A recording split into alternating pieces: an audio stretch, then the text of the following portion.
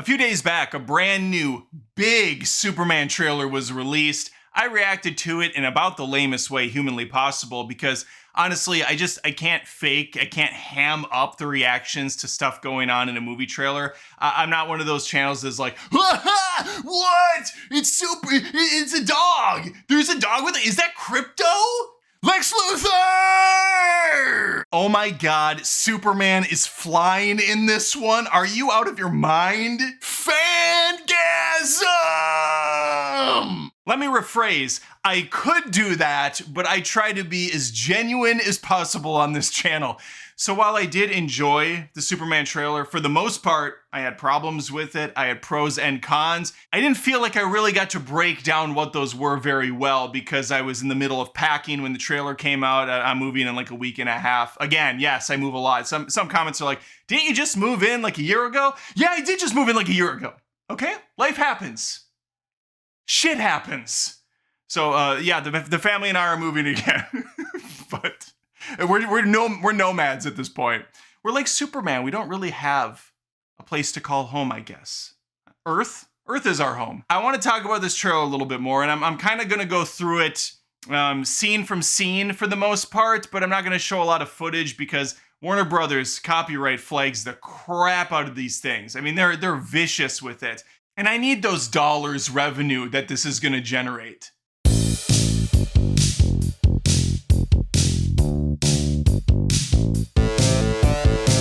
So the trailer starts on an unceremonious note. We're seeing Lois interviewing Clark in a mock interview as Superman. And this isn't a softball interview, okay? She didn't come to him with tears in her eyes saying, please, sir, tell me how you're so great. I want to know more about why you're so great. No, she's actually pushing him.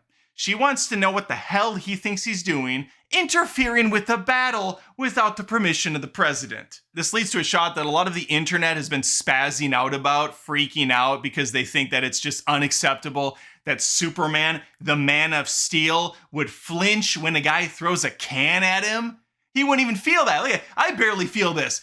I never know if these are genuine criticisms or if it's just the angry Snyder fans that have not let that shit go and hate every single thing James Gunn puts out on this new Superman movie. It's truly hard to know these days. And this is, again, coming from someone that actually really enjoyed Man of Steel. It's one of my favorite Superman movies, except for Pa Kent. That stupid-ass Clark Kent tornado scene will never not be dumb as shit. Nope, don't save me.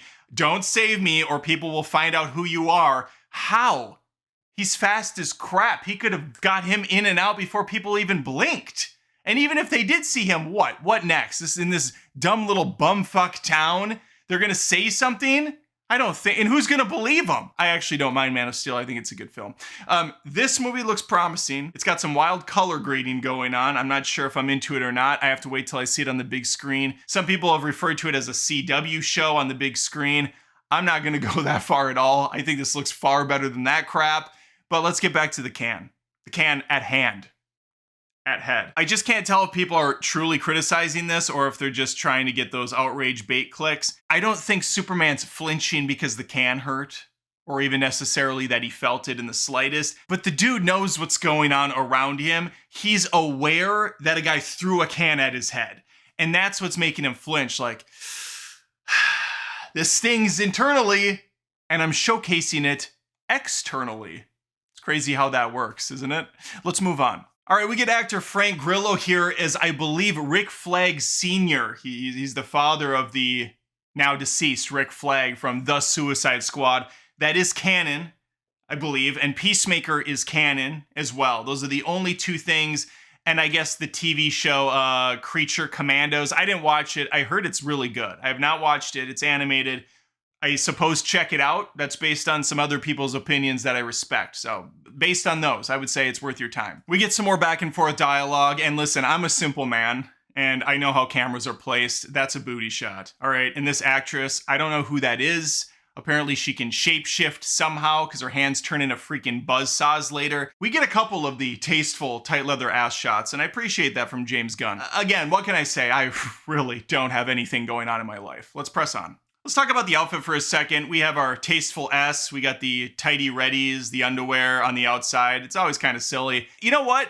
Because Gunn goes with this punchy, colorful looking world, and there's a lot of shit going on in it, a lot of weirdos in this movie, flying creatures, kaiju are in this. The red underwear, the cape, the whole package, it does work. I think it works very well in this type of movie. If it was gonna be a more grounded, serious, dark, edgy Snyderverse type of film, no, the trunks do not look good there. But it's all about contextualizing it. It's all about the tone you're setting. Gunn is definitely going for a more vibrant, punchy, silly, fun, hopeful type of movie. There's room for different interpretations, which is nice about these superhero films. We're getting different kinds all the time. We have a shot of his face going into the pavement, which does remind me of another issue I have with this, and it's kind of the whole approach to the movie. I like Superman being a badass. I mean, he's Superman. He's got X-ray vision. He has ice breath, super strength, super speed. He can shoot freaking laser beams out of his eyes. I really hope we're not gonna see a whole movie where he's getting his ass handed to him. I've watched that for 3 straight seasons in Invincible, and it's wearing real thin. I wanna watch one of the strongest superheroes in the world kicking a bunch of ass. But this trailer is telling the story of a guy who's in over his head, and he's gonna be licking his wounds constantly. In the first trailer, he's laying in the snow, having to be saved by his dog, having to get this whole procedure done where the sun brings him back. We're seeing him in this one getting kicked around a lot. Later in the trailer, he's in the concrete again in this kind of stupid, pathetic, defeated pose. And if you're gonna do that the whole movie, if you're gonna kick his ass over and over and over again, there better be an awesome payoff in the final half of this thing, or the final act of this thing, where he is just taking everything out. We have a shot of Nicholas Hoult here as Lex Luthor. I'm a big fan of this casting. I think he's gonna be great as this. He really won me over with his performance in The Great, which was a great TV show. I'm willing to let him cook in this. I brought this up on past videos about Superman, but this is one of my favorite things about the trailer. Him actually saving people, holding a kid's head down so the debris doesn't take out her skull. He flies later and swoops in, saves a woman. People will say that would have ripped her body in half, or she'd be dead as soon as he hit her. Yeah, we're watching a superhero movie. We can pretend. We used to do that a lot as we were children. We would take the toys, we would do fun things with them. It was called using your imagination. All right, it happens in the comics, it happens in the cartoons. We stretch the mind past plausibility because we have an alien dude who crash landed on Earth with all these amazing abilities.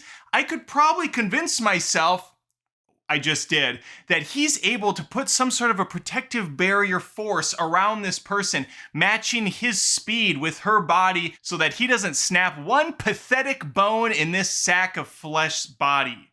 David Corenswet plays the Man of Steel this time. We have Rachel Brosnahan, who's Lois. They don't have a lot of chemistry right now because it's just this one interrogation scene. However, she's given off that strong, independent reporter vibe that we've always known Lois to be. And I like that Corenswet's got some emotion here. He's even defending himself and pushing back. I like that. I like that there's some energy to this character. Another big pro for me in this is not only is he saving people, but he's interacting with them. Clearly, people love this guy. They're helping him off the ground. He's a symbol of hope to them. They look to the sky to find him to save the day.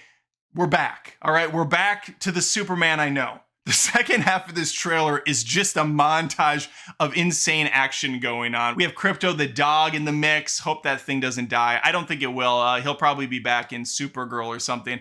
There's reports that that's her dog. I'm not up to date with the comics, so I don't really know where he falls in line there. But no, we have to protect this dog at all costs. Pa Kent starts talking later on in this trailer with the music kind of blaring. And we do have a shot where there's a young version of Clark running up to him. And the camera work here is odd. It does a shaky cam pullback, but it doesn't look like it's vintage film. I'm guessing that's a shot taken from the family camcorder by Martha. Why'd you say that name? Martha! Why'd you say that fucking name? The rest of the trailer is seriously nuts. I don't even know what to say. Lot going on. This movie is 2 hours and 20 minutes.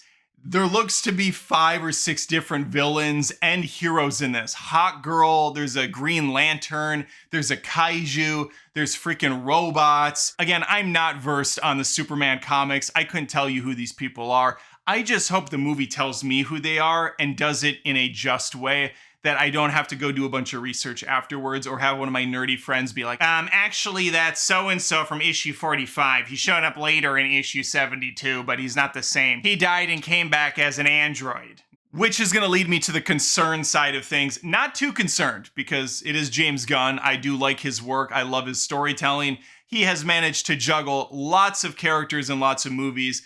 Even looking at an individual Guardians of the Galaxy film, not only do you have the Guardians characters, they also have connections to other factions that you learn about. And those characters typically get a small backstory too, along with personality. And so yeah, while I'm a little bit concerned that there's too much going on, I also think that a lot of it's going to be presented in some sort of a montage, showcasing Superman's been doing this for a while. He's established. This is not an origin story. He's clearly been on Earth for quite some time, saving the day. And apparently so have a lot of other folks. All right, I want to note something on the last shot. I thought it was terrible. There's this shot where he flies up into the sun, and then he comes straight down at the camera.